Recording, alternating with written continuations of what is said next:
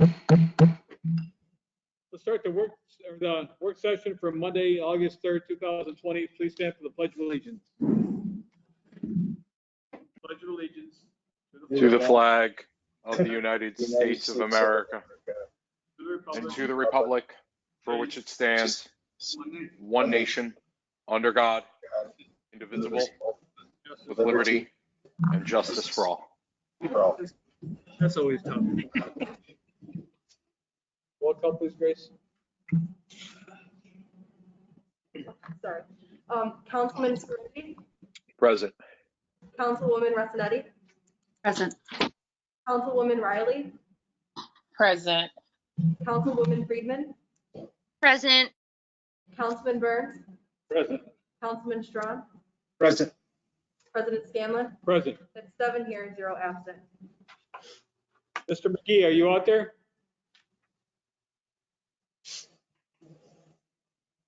Sean McGee, are you out there? Yes, I am. Can you hear me? Yes. Why don't you start? Perfect. RL Sure. 20-54, please. Okay, so you should have had the opportunity to review the small wireless facilities aesthetic design standards. This really marks the culmination of about a year and a half of work that CAUD has put into developing a set of standards and guidelines for the city that can be utilized when reviewing small wireless facilities and their installation throughout the city. In this case, or originally, anytime an applicant approached the city, all of these installations had to be reviewed by CAUD when they were located on public property. Late last year, I believe it was in December, the code was amended to restrict that to an extent, just to provide a more efficient manner for the reviewing of these applications. But that didn't really quite satisfy CAUD at the time. And so we got to work further and looking at trying to find a set of standards and guidelines that other municipalities have utilized.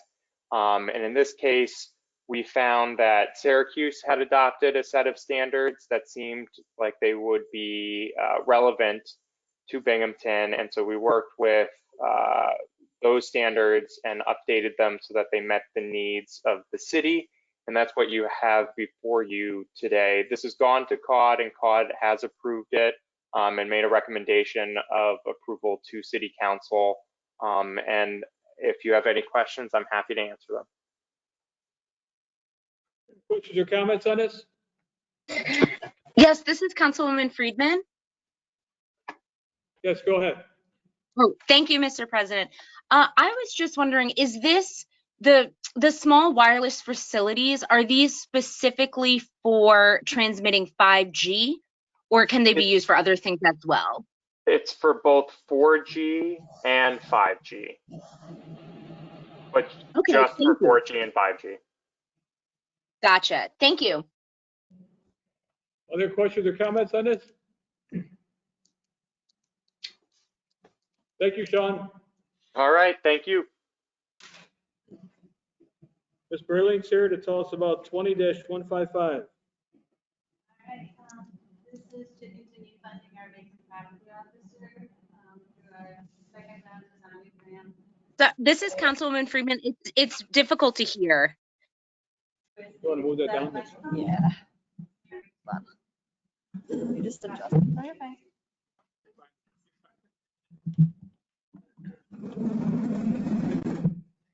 All right, can you hear me now?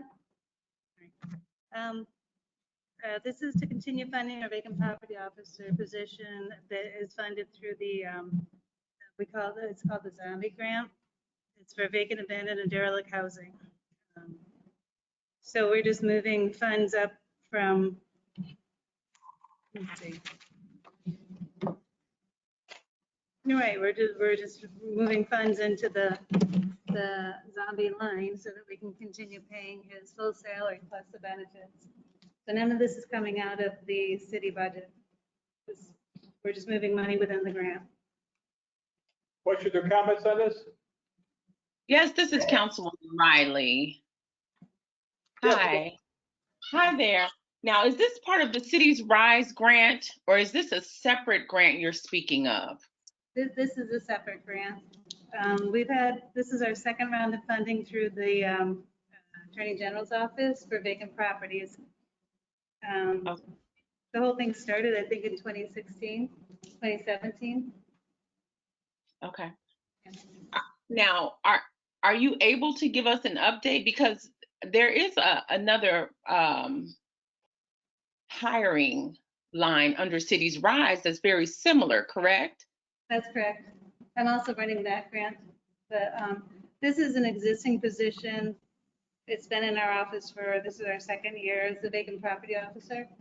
And his responsibility is working with the Department of Financial Services on vacant abandoned derelict property that has a still current lien holder. So they haven't been completely foreclosed, but most often no one is living there. And we have to work with them to maintain the property or to relinquish the property or to renovate and do something with it. But that's totally separate from the other grant. Okay. Other Just questions? one more question, and perhaps, you know what, I will email for clarification on Cities Rise because that hiring will start soon. Yeah, actually, it's posted already, and we've got at least one application in. Okay. So we may ask you back for some more updates regarding that grant. Absolutely, I love talking about both of them. Perfect. Thank you. Other questions or comments? Thank you, Julia. Thanks very much. Garrett, on RL 120-156, RL 2156. Jessica Haas should be also on from the Broome County Land Bank. Jess, are you with us? Yeah, can you hear me or see me? We can hear you. Okay, I'm all here. right. Then I'm here, yes. Sure. So this is to authorize the city to support the Broome County Land Bank with a rehabilitation project and use of our CHODO funding, which is federal housing funding for rehabilitation at 33 Linden Street. Jess can talk a little bit more about that project, but over the years, the city, through kind of splitting up properties for demolition or through direct funding of projects such as 47 North, we've worked with the land bank a lot on community development programs. And this would be the latest example in a way for the funding that the city provides to continually be reinvested as part of affordable housing projects in the city. So Jess, I'll leave it to you. I first want to thank Mayor David and City Council President Tom Scanlon for considering this legislation at work session. We greatly appreciate all the support that the city of Binghamton has given us since our inception of 2013. So I first want to say that. In regards to the CHODO home funding allocation that the city is considering tonight at work session, that funding will be used, it will be allocated directly to First Ward Action Council. The land bank contracts with First Ward Action Council for all of our rehabilitations under our Community Revitalization Initiative grant through the Attorney General's office. And they will be managing the rehabilitation from start to finish. All of the pre-development costs associated with the project, all the way up to vetting the potential buyers once the project is complete. So the city would be funding the hard construction costs, which would be anything from asbestos or lead abatement to the general contract that we have in place with whoever the winning contractor is on the project. So right now we are in the pre-development stages. We have engaged Keystone Engineering to begin their drawings. First Ward Action Council typically will hire Keystone to do the pre-development work. And then once that is complete, we'll take the project to the board for final approval to move forward and rehabilitate the property. So that in a nutshell is what the city would be funding with $100,000 in CHODO home funds. But to give a little bit more background on what we intend to do with the property after the rehabilitation is complete is we will be selling it at 80% of the area median income. These are typically individuals and families who are well employed. They just are typically not able to afford the type of houses and rehabs that we are able to complete under our CRI grant, and those are the type of opportunities that the land bank is able to provide in our affordable homes program. And then after the sale, the land bank intends to recycle those funds into an additional rehabilitation project in the city, and then so on and so forth, as long as we can go with the sales proceeds. Questions or Yeah. comments? This is Councilwoman Riley again. Jessica, thank you for giving us all of this information. I personally am excited about the work that's being done amongst the two organizations. Can you just tell me how this property was selected? Yes, this property was selected off the tax foreclosure list in the city of Binghamton earlier this year by the board of directors. Okay, and based upon all of those properties on the list, compared to some that were also there that said move-in ready, for example, what led to the selection of this property in particular? The selection of this property was based off of what needed to be done. In our CRI grant, we have two deliverables. One is rehabilitations. Two is demolitions. Within our grant, there's not a lot of room for maneuver. The move-in ready homes that were available on the tax foreclosure list do not fit into our grant, and that's why this property was chosen amongst several others in the city of Binghamton to fulfill our deliverables. Perfect, thank you. Other questions or comments? Yeah. It's Joe Burns here.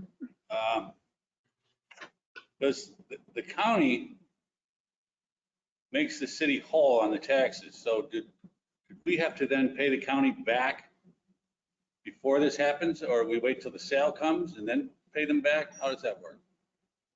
So that's completely separate from the funding that City Council is considering tonight. The land bank acquired this property through the county for $1,500. We don't typically make the county whole on the taxes that they lose. The county makes the city whole, but this property is separate from that. So the city won't owe anyone money based off of this project. Right. So the county didn't, because the county, if it was a tax thing, then the county had already paid the city for the taxes. Correct. And then they sold this to 15. Okay, all right, thank you. Yep. Other questions or comments? Thank you, Mrs. Haas. Thank you, Gary. Thank you.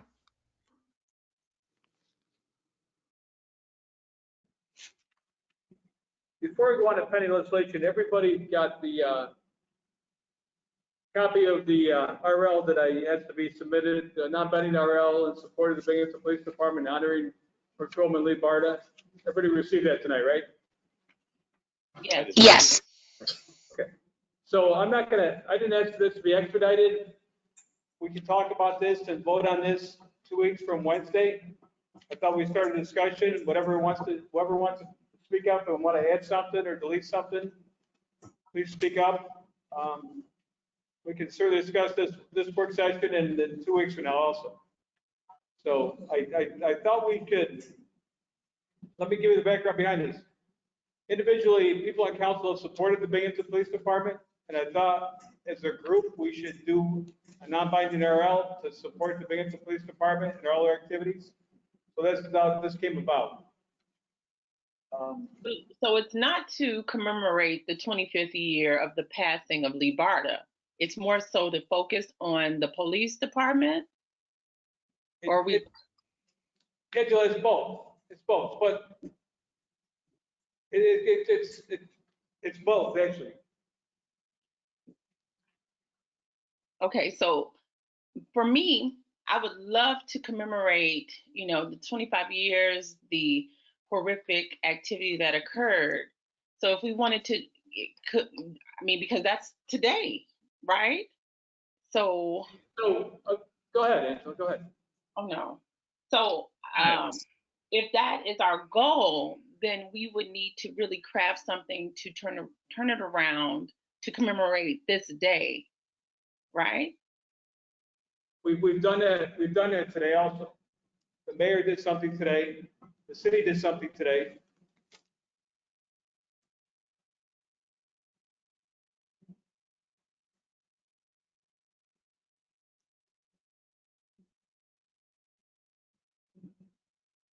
This is Councilwoman Friedman. Yes, I don't know, Councilwoman Riley, I did not mean to interrupt you. Were you finished? Oh, I'm done. Thank you. Okay.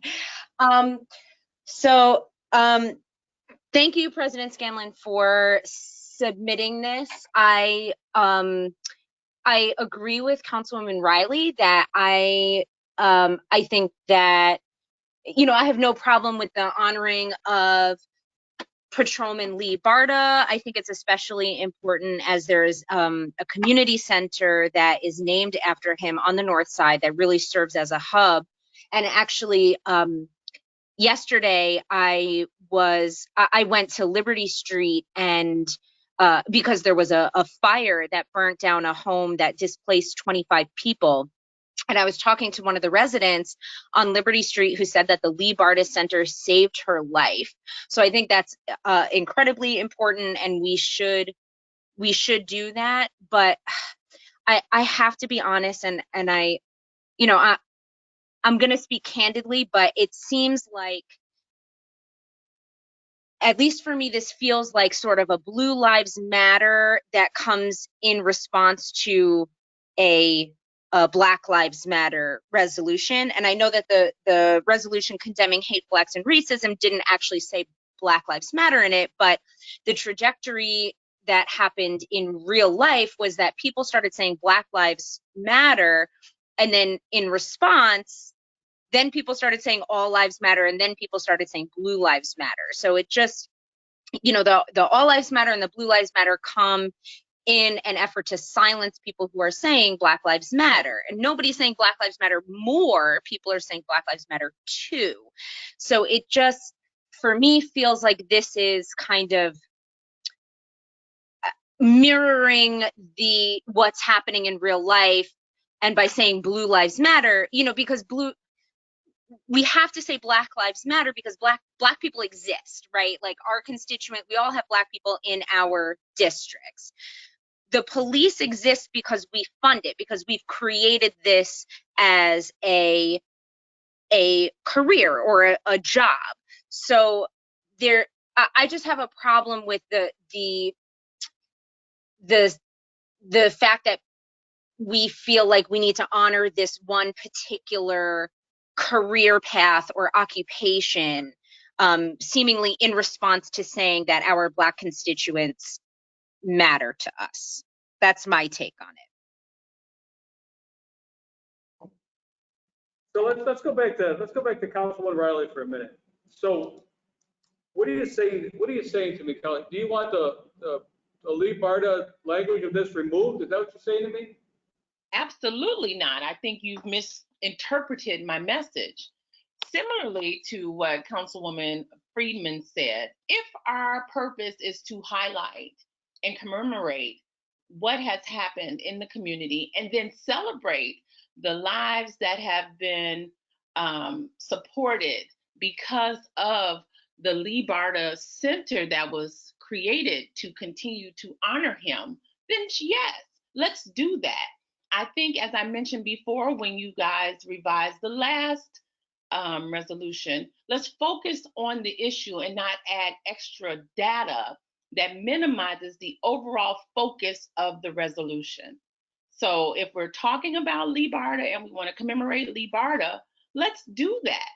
I think we have a lot of public servants. We have a lot of first responders, particularly that have worked through COVID-19, because that's the stanza here in the resolution. And if we are highlighting one, why not highlight our emergency medical support? Why not highlight the firefighters? I mean, what is the point of this resolution? Unless you are trying to make a hodgepodge to, again, just bring something back to make a statement.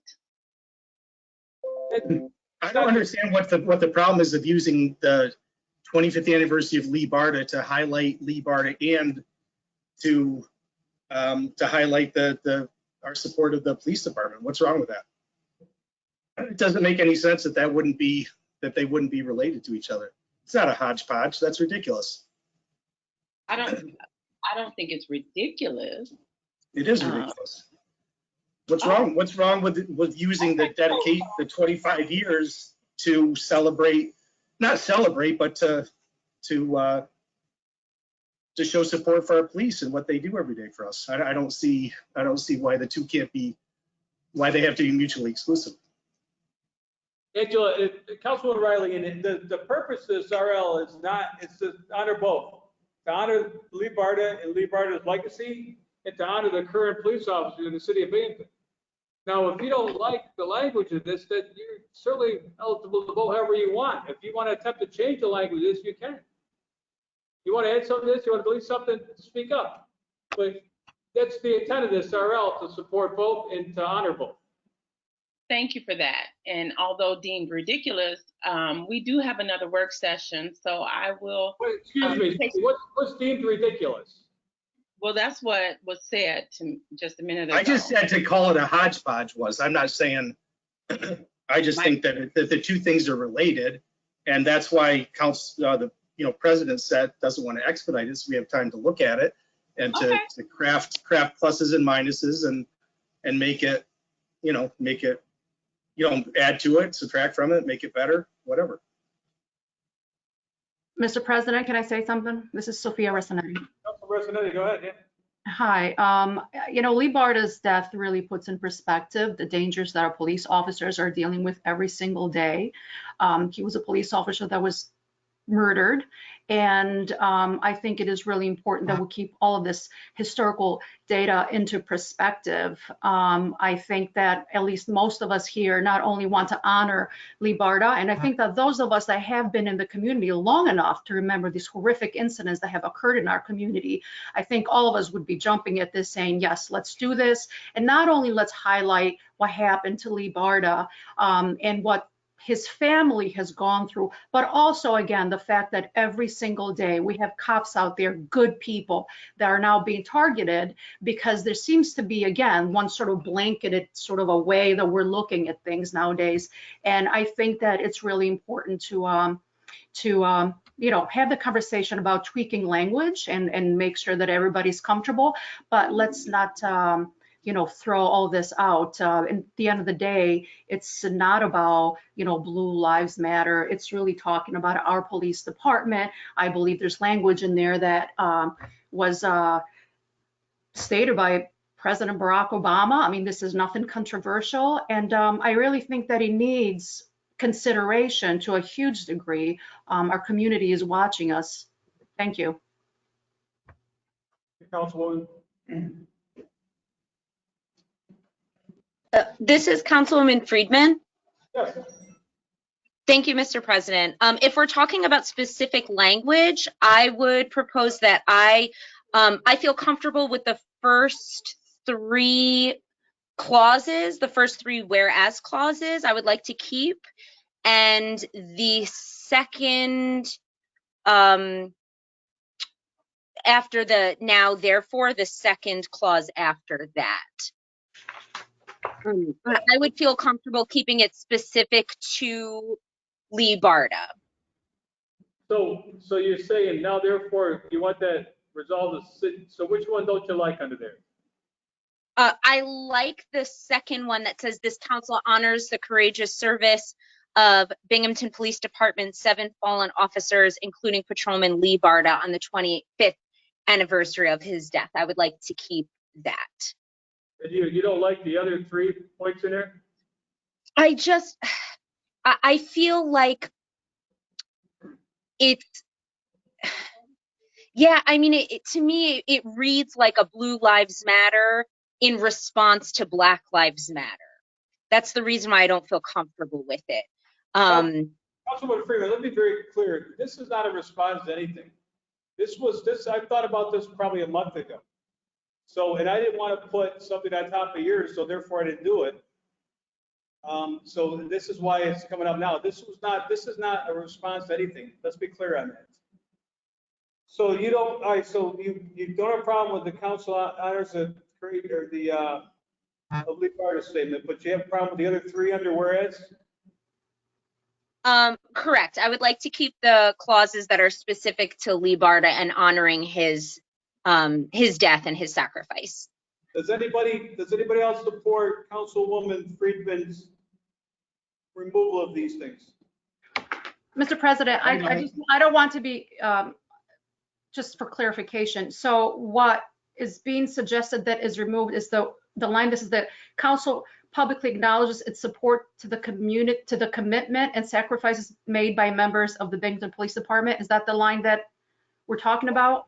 Also, she would like to remove, correct me if I'm wrong, Councilman Freeman, the council will advocate for state and federal funds to appropriate necessary resources. And also the one below that, the council will provide the tools and resources to protect citizens and officers. Am I correct, Councilman Freeman?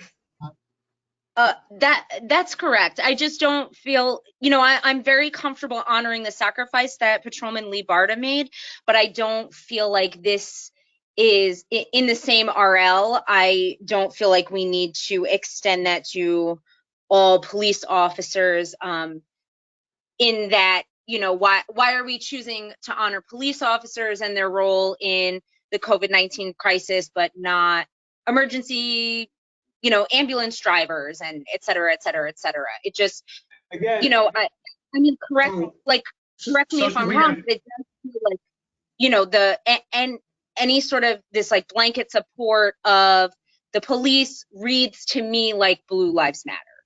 And I don't feel comfortable with that. So we should have two RLs? I mean, that's changing the whole tenor of that's changing everything. So I definitely don't support that. Should we have two RLs then? One for Lee Barta and one for first responders and the police? Can we have this in writing, what it is that you'd like to take out of this legislation? Yeah, I think we should put it in writing and then rediscuss it in 2 weeks. That's why we didn't expedite. That's why it's not expedited. All right, before we move on, I need to know who else is supporting Councilwoman Friedman's exhortation to take 3 of those 4 out of there. Is anybody else supporting this? Well, what I think though, I support Councilman Strawn and Councilwoman Resinetti's suggestion that we take some time, we submit our revisions, our suggestions as was done previously. Hold on, Councilman Riley, hold on a second. There's no sense doing that if there's not support to do that though. We might as well decide right now, we can go through this piece by piece, but we might as well decide where the support is now because we'll be here for like 3 months trying to fix this. So let's decide if there's support to do what Councilwoman Freeman wants to do. If there's not, we'll leave those in there. So let's stick with that for a minute. Councilman Burns. Yeah, thanks. Can you clarify for me? Oh, sorry. Don't we have another work session before this goes to the floor? We do, but let's get this straightened out right now. This is an easy one. It's not. Yes, it's yes and no on this. Yes, it's easy. I don't find it that easy, actually. There's some people I'd like to talk to, a couple of my policeman friends I'd like to talk to about it. But is it possible that we put in the other first responders? I wouldn't support that in this case, no. This is about supporting the Binghamton Police Department, honoring Lee Barta on his anniversary. What did the city do today? They put a wreath around the monument out front. Oh. Out front, yeah. So I would like to move forward with this. So let's decide on this segment right now. We can leave the rest for later. I don't have a problem with that. But there's no reason why somebody wouldn't have an opinion, yes or no, on this right now. So this is Councilwoman Riley. As I've said before, would like to get feedback, as Councilman Burns mentioned, from our constituents, because again, this is not Angela's voice only. Angela has an opinion about it, but I'm not here to give such if we're moving forward as council.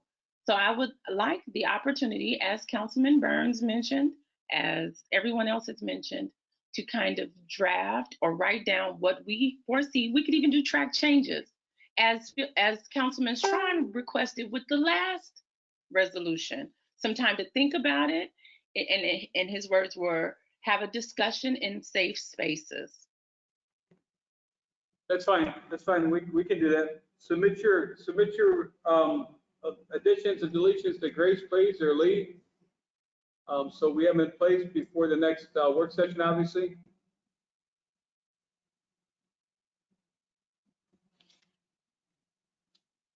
But does anybody like to discuss anything about this RL and why we're sitting here tonight? Mr. President. Yes, Councilman Screen. Hey, Mr. President, thank you. I appreciate everyone's input. There's one thing that I'm really not understanding. I'm hearing a lot of things about Blue Lives Matter, COVID-19, and questioning what is the connection between the two. I don't think anybody on this board doesn't support first responders, EMS, fire, civil servants, or any other category that you can come up with, right? Patrolman Barta was a police officer. He lost his life in the line of duty while doing the job of a police officer. So for example, a bullet point in the non-binding resolution about COVID-19 is not about COVID-19. It's about one thing in 1,000,007 other things that every member of the Binghamton Police Department does, just like Patrolman Lee Barta did every day that he worked. So to suggest that this is one thing encompassing something else is drastically incorrect. It's not a reply to anything, and it's not subservient to anything. It is exactly that, you know, and as it relates to matters of color of skin, I would just strongly remind all of my colleagues that we have police officers in this city who are of every background. This is not about Blue Lives Matter or one life less matters than the other or profession or background. This is Americans, Binghamtonians, who arguably do what no one else in Binghamton City Hall does, with the exception of fire and first responders, which is literally putting their life on the line every day they clock in. So it's not even an extension, it's a direct correlation. So it's not just honoring Patrolman Barta's life, it's honoring his legacy, as well as what other officers like Patrolman Wessler and many others who lost their life in the line of duty for this community, and every officer who does that every single day.